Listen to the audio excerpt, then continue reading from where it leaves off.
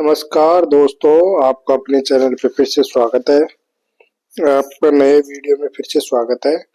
आप सभी को पता है कि अपन कक्षा 6 और 7 की हिंदी की वर्कबुक चला रखे हैं। उस वर्कबुक में अभी तक अपने कार्यपत्रक 60 कंप्लीट हो चुके हैं। आज दोस्तों 61 नंबर का कार्यपत्रक पढ़ेंगे। इसको पढ़ने से पहले आप सभी अपने दोस्त अपने चैनल को लाइक, शेयर और सब्सक्राइब कर दें। तो अपन कार्यपत्रक 61 यानी 61 देखते हैं। दिए गए अनुच्छेद को पढ़कर प्रश्नों के उत्तर दीजिए।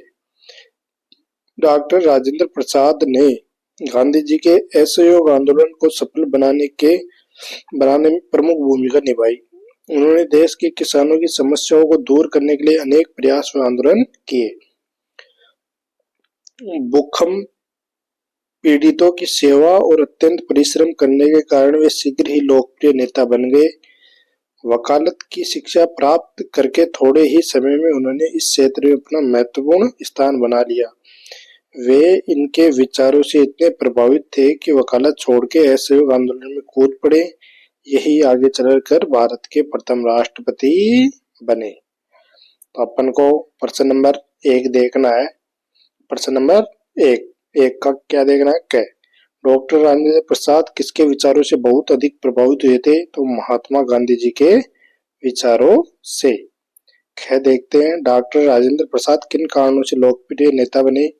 तो ये देखो दोस्तों, भूकंप पीड़ितों की सेवा और अत्यंत परिश्रम के कारण वे शीघ्र ही लोकप्रिय नेता बन गए।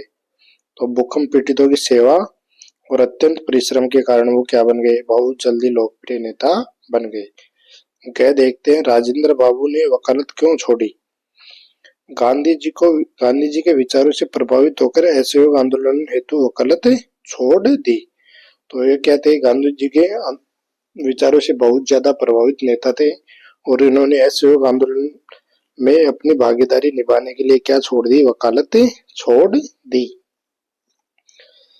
यह देखते हैं, भारत के प्रथम राष्ट्रपति थे। तो डॉक्टर राजेंद्र प्रसाद भारत के प्रथम राष्ट्रपति थे।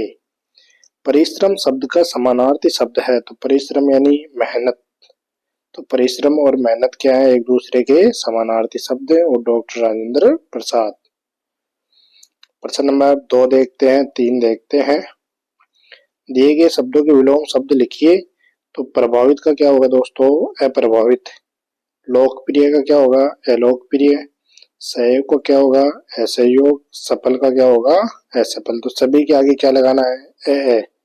ए लगाने से क्या बन जाएंगे? यहाँ पे दोस्तों इनके विलोम शब्द ए ए। वाक्य पूरे करने हैं अपने को। की, के, को, की, इनको लगा करके क्या बनाने हैं? वाक्य कंप्लीट करने हैं। डॉक्टर प्रसाद ने किसानों की समस्याओं को दूर किया। तो किसानों की समस्याओं को दूर किया। गांधी जी के साथ असहयोग आंदोलन में कूदे। उन्होंने भूकंप पीड़ितों की क्या की? बहुत सहायता की। तो क्या आएगा? की। आंदोलन को सफल बनाने में अपनी भूमिका निभाई। तो को। आंदोलन को। प्रश्न नंबर 4 देखते हैं दोस्तों। यदि आपको देश का राष्ट्रपति बनने का मौका मिले तो आप क्या नया करना चाहोगे? कोई 2 संक्षिप्त कार्य बताइए। मैं देश की राष्ट्रपति बनने पर गरीबी, भ्रष्टाचार और जातिवाद इन तीनों को मिटाने का प्रयास करूंगी या करेंगे। तो ये अपना कार्यपत्रक 61 कंप्लीट हो चुका है। अब कार्यपत्रक 62 देखते हैं दोस्तों। ये रहा कार्यपत्रक 62। यहाँ पे पद्यांश या गद्यांश को पढ़ना है। एक समय की बात है जब एक जंगल में गधे जंगल में रहते थे। वे सारा दिन घास खाते और पेड़ की छांव में आराम किया करते। एक दिन चालाक लोमड़ी गधे से बोली, तुम जंगल से भाग जाओ, नहीं तो शेर तुम्हें खा जाएगा। गधे ने सोचा, मुझे जंगल छोड़ देना चाहिए। वह गांव की तरफ निकल गया। रास्ते में गधे को एक नदी मिली जहां धोबी लोगों के कपड़े धो रहा था। गधे ने धोबी से पूछा, क्या मैं गांव में रह सकता हूँ? धोबी ने कहा, रह सकते हो, लेकिन उसके बदले तुम्हें मेरी सहायता करनी होगी, फिर तुम गांव में रह सकते हो। गधे ने कहा, ठीक है। उस दिन से गधा धोबी के पास रहने लगा। तो ये अपने को कहानी दे रखी है। अब दोस्तों इसके प्रश्न देखते हैं, गधे की और एक धोबी की। दी गई कहानी को पढ़कर नीचे दिए गए प्रश्नों के उत्तर लिखिए। गधे को जंगल में किस जानवर ने डराया था? तो आपको बताया लोमड़ी ने। किसने? लोमड़ी। अब इसके बाद में प्रश्न नंबर 6 देखते हैं। जंगल जंगल को हम और किस नाम से जानते हैं? तो आपको पता है वन। छांव का दूसरा अर्थ क्या होता है? छाया। छांव का क्या होता है दोस्तों? छाया। अब अपन प्रश्न नंबर 2 देखते हैं। कौन कौन से पशु घास खाते हैं? तो आपको पता है गाय, भैंस, हाथी, हिरण, बकरी, जो भी भेड़, जो भी आपको पता हो यहाँ पे लिख सकते हो। प्रश्न नंबर 3 देखते हैं। नीचे दिए गए जानवरों के नाम पढ़कर सही उत्तर पर टिक लगाइए।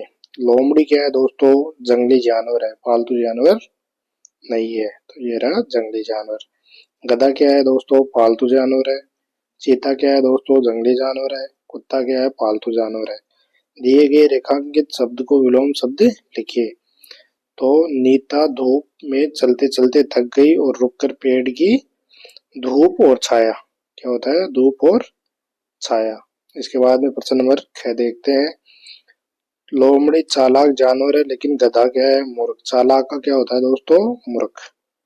गांव अच्छा लगता है, मुझे गांव अच्छा लगता है, मेरी बहन को क्या? गांव और शहर। तो यहाँ पे क्या आएगा? शहर विलोम शब्द। आज स्कूल बंद है लेकिन कल खुल जाएगा। तो बंद का क्या होता है दोस्तों? खुलना। तो ये अपनी कार्यपत्रक 62 कंप्लीट हो चुका है। अब कार्यपत्रक 63 और देखते हैं दोस्तों। ये रहा। दिए गए गद्यांश को पढ़कर पूछे गए प्रश्नों के उत्तर लिखिए। गर्मी का मौसम है, मीना के गांव में बहुत कड़ी धूप है, धूप के कारण दिन भर प्यास लगती है। मोहन बार बार पानी पीता है, इससे मीना और सीमा तंग आ गई, पर क्या करे, मोहन का हाथ पानी की मटकी तक नहीं पहुंच पाता है। गर्मी का यह मौसम आम और तरबूज का भी है। भोर होते ही मीना और सीमा पेड़ के नीचे आम ढूंढने निकलती है। रात में अगर तेज हवा चली तो दोनों और भी खुश नजर आती है। नमक और मिर्च लगाकर हमें आम खाना मीना को बहुत पसंद है। हरे आम खाना मीना को बहुत पसंद है। प्रश्न नंबर 1 देखते हैं दोस्तों। साल में 4 तरह के मौसम आते हैं। यहाँ गर्मी के मौसम की बात की, शेष 3 मौसम के नाम लिखो। तो वर्षा, सर्दी और बसंत। 3 नाम हो रहा है। वर्षा ऋतु, सर्दी ऋतु और क्या है? बसंत ऋतु। सर्दी ऋतु। तो यहाँ पे देखते हैं दोस्तों प्रश्न नंबर 2। रात में तेज हवा चलने से मीना और सीमा क्यों खुश नजर आती है? रात में तेज हवा चलने से आम झड़ जाते हैं। क्या हो जाते हैं? आम झड़ जाते हैं, जिससे कारण मीना और सीमा खुश होती है। आम झड़ जाते हैं क्योंकि हवा से क्या होते हैं दोस्तों? आम झड़ जाते हैं। प्रश्न नंबर 3। इस समय कौन सा मौसम है? इस समय में कौन कौन से फल आ रहे हैं? यह समय सर्दी का है। इस मौसम में सेब, अनार, संतरे, अमरूद और सीताफल आदि फल आ रहे हैं। तो ये क्या है दोस्तों? शीत ऋतु है। तो इसमें कौन कौन से आ रहे हैं? सेब, अनार, संतरे, आम और सीताफल। प्रश्न नंबर 4 देखते हैं।